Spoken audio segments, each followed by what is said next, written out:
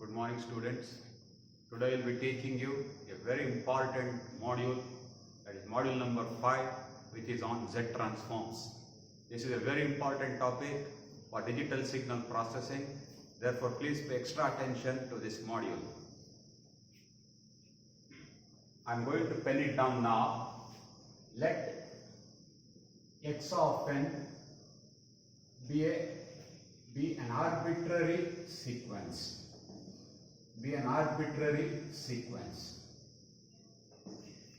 Z transform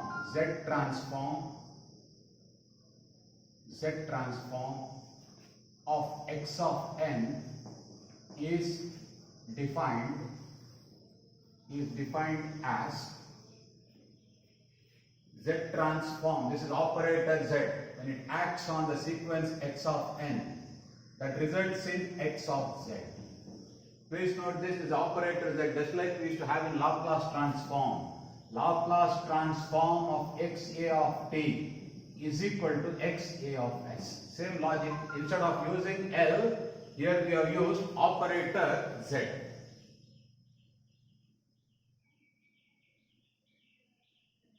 Operator Z.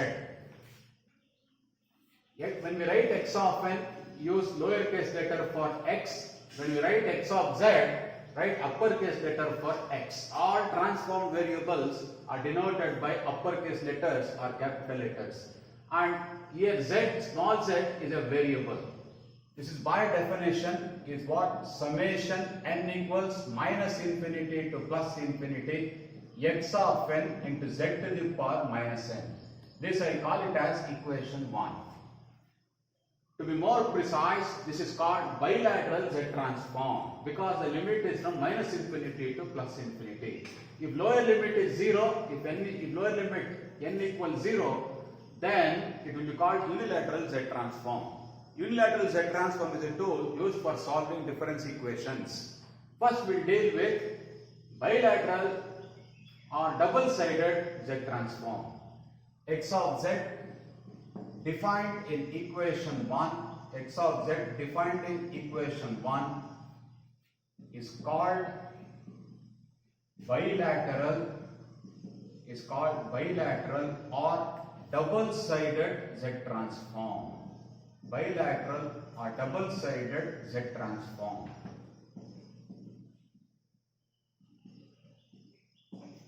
If lower limit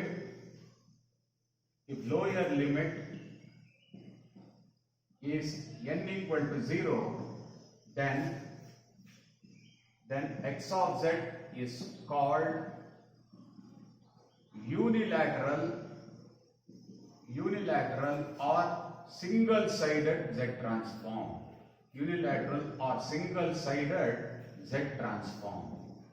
Presently, we will restrict our study only to double-sided Z transform.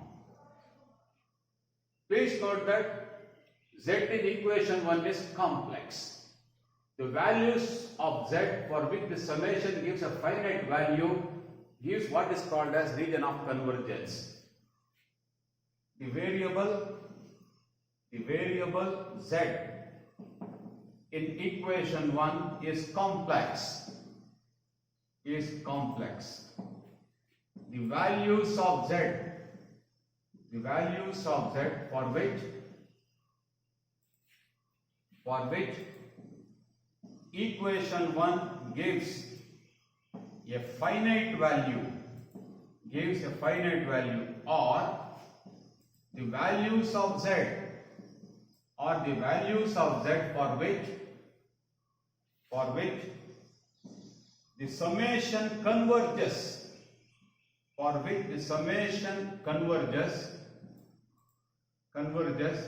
gives the region of convergence, abbreviated as ROC. ROC means region of convergence. ROC means region of convergence. I'll again repeat.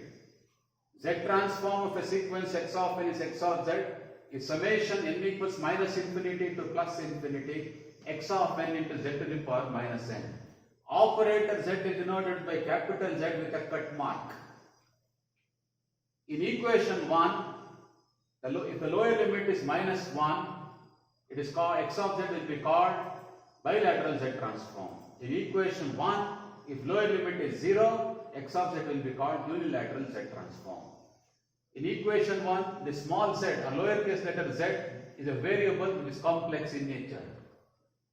For certain values of z only, the summation gives a finite value. Correct? Those values of z form a region called as region of convergence. That's what I have written here. The values of z for which equation 1 gives a finite value, or the values of z for which the summation converges gives the region of convergence. This region of convergence plays a very important role in finding inverse z transforms. There are many sequences which will have same x of z but different ROCs, which we will see with respect to time. Therefore, ROC plays a very important role in finding inverse z transform. I'm just going to pen it down. ROC plays a very important role in finding inverse z transform of x of z. In finding inverse z transform of x of z. The reason being, many time domain signals will have same x of z but different ROCs.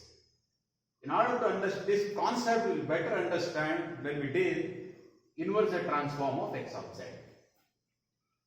Now I go to properties. Okay, properties. Properties are very important because they will give you guidelines how to find the ROC. ROC means region of convergence. First property is linearity. First property is linearity. I like the statement. If x1 of n has a z transform x1 of z, ROC z belonging to the region Rx1. The symbol belongs to. How to read this? Z transform of x1 of n is x1 of z. Inverse z transform of x1 of z is x1 of n. This is called transform pair representation. And x2 of n has a z transform x2 of z. ROC z belonging to the region Rx2. Z belonging to the region Rx2. Then y of n equals a1 into x1 of n plus a2 into x2 of n will have a z transform. Y of z is equal to a1 into x1 of z plus a2 into x2 of z. What is the ROC of y of z? ROC of y of z is intersection of these two ROCs. That means z belonging to the region Rx1 intersecting with the ROC z belonging to the region Rx2. So please note that when you apply linearity property, the ROC of y of z will be the intersection of these two ROCs, which you should remember. The proof of this will be provided in this panel. Proof. Y of z by definition is summation n equals minus infinity to plus infinity y of n into z to the power minus n. This is nothing but summation n equals minus infinity to plus infinity. What is y of n?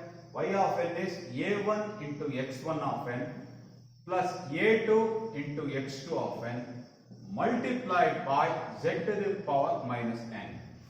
This summation and split into two summations. A1 summation n equals minus infinity to plus infinity x1 of n into z to the power minus n plus a2 summation n equals minus infinity to plus infinity x2 of n into z to the power minus n.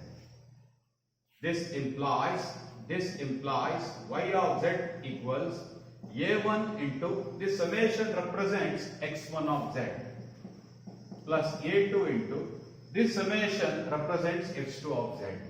What is the ROC of y? ROC of y is intersection of the individual ROCs. That means z belonging to the region Rx1 intersecting with the ROC z belonging to the region Rx2. So this property is a very important property to be remembered. Next I am going to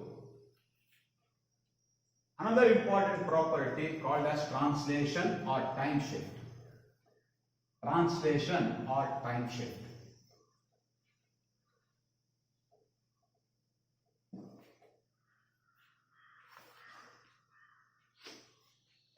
Second property, time shift property. Time shift property or translation. Time shift property or translation.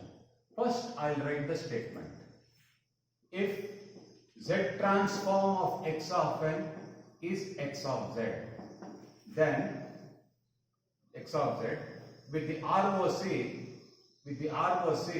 z belonging to the region Rx, then y of n is equal to x of n minus n naught will have a z transform.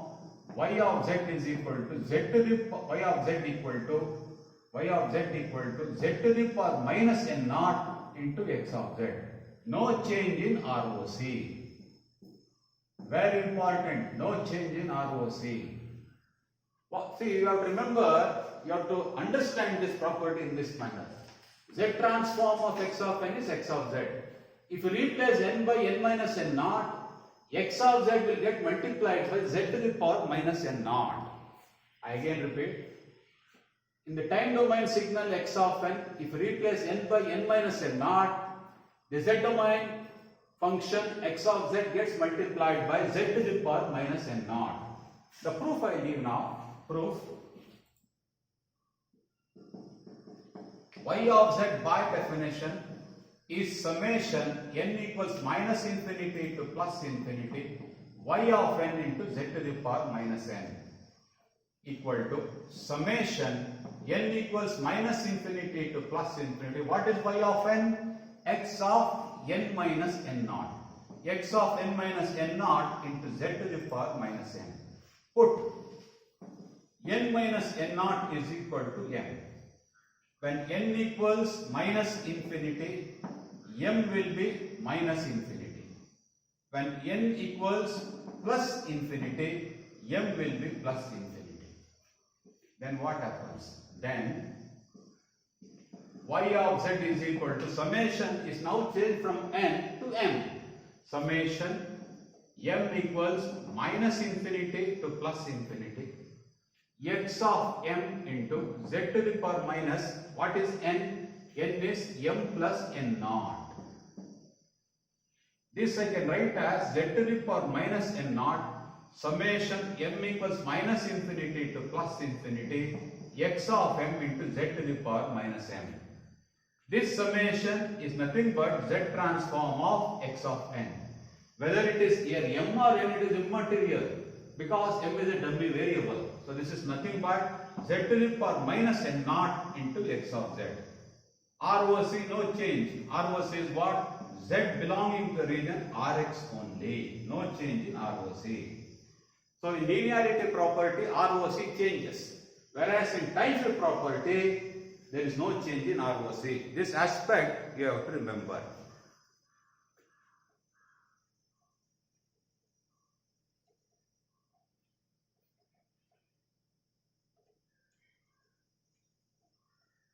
Next property, multiplication by exponential.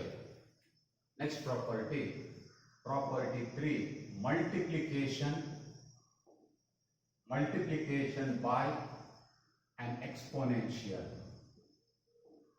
Multiplication by an exponential. Statement.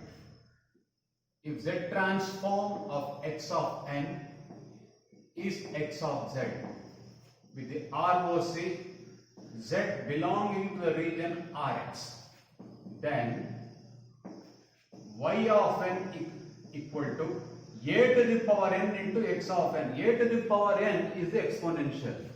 We'll have a z transform. Y of z is equal to x of z by a. ROC, z belonging to the region,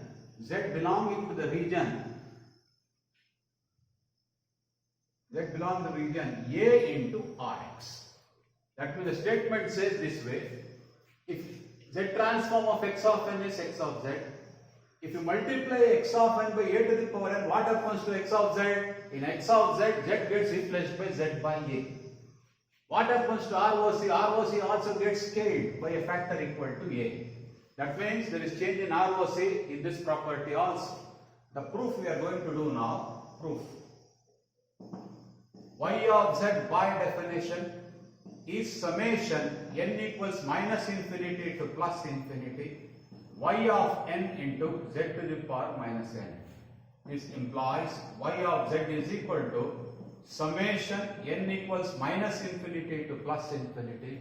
What is y of n? Y of n is a to the power n into x of n into z to the power minus n. This I'll write as summation n equals minus infinity to plus infinity x of n into z by a to the power minus n. This in turn implies y of z is equal to summation n equals minus infinity to plus infinity x of n into z to the power minus n with z replaced by z by a. In this equation, if you replace z by a, you will get this equation. And this summation stands for x of z. X of z with z replaced by z by a. That gives us x of z by a. We have proved this part. Then what happens to ROC? In ROC also, in the original ROC also, replace z by a. Then what happens? Z by a belongs to the region Rx. This implies z belongs to the region A into Rx.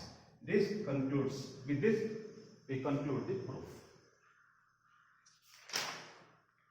Next, multiplication by rank, fourth property. Multiplication by rank or multiplication by n. Fourth property, multiplication by rank or n. Statement: if x of n has a z transform x of z, ROC z belonging to the region Rx, then y of n is equal to n into x of n will have a z transform. Y of z is equal to minus z into dx of z by dz. No change in ROC. No change in ROC. Please remember for which property ROC changes, for which property ROC does not change. We have got z transform of x of n as x of z. If you multiply x of n by n, what happens to x of z? It gets differentiated with respect to z, then gets multiplied by minus z. What I mean by that is n is equivalent to minus z into d by dz. N is equivalent to minus z into d by dz. Or we can write as a transform pair. Instead of writing like this, some people write in this manner. N has got a z transform minus z into d by dz. Inverse of minus z into d by dz is n. This way also some people denote. Now I am going to prove it. Proof. Always base your proof by seeing the result. We know that x of z by definition summation n equals minus infinity to plus infinity x of n into z to the power minus n. Differentiate both sides with respect to z. That gives you what? Dx of z by dz is equal to summation n equals minus infinity to plus infinity x of n into minus n into z to the power minus n minus 1. Multiply both sides. Multiply both sides by minus z. Then what happens? Minus z into dx of z by dz is equal to summation n equals minus infinity to plus infinity n into x of n multiplied by z to the power minus n. Please look at this defining equation. What is the coefficient of z to the power minus n? It is x of n. Therefore, left hand side is the z transform of x of n. By the same logic, coefficient of z to the power minus n is n into x of n. Therefore, left hand side must be the z transform of this quantity, which is minus z into dx of z by dz. I am going to write now using the defining equation, using the definition of z transform, or using the defining equation, you can say. That will be better, using the defining equation. Using the defining equation,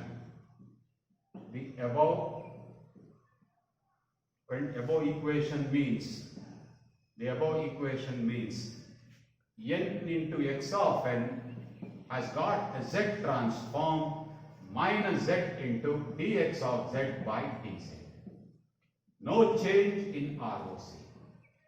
No change in ROC. Let me explain.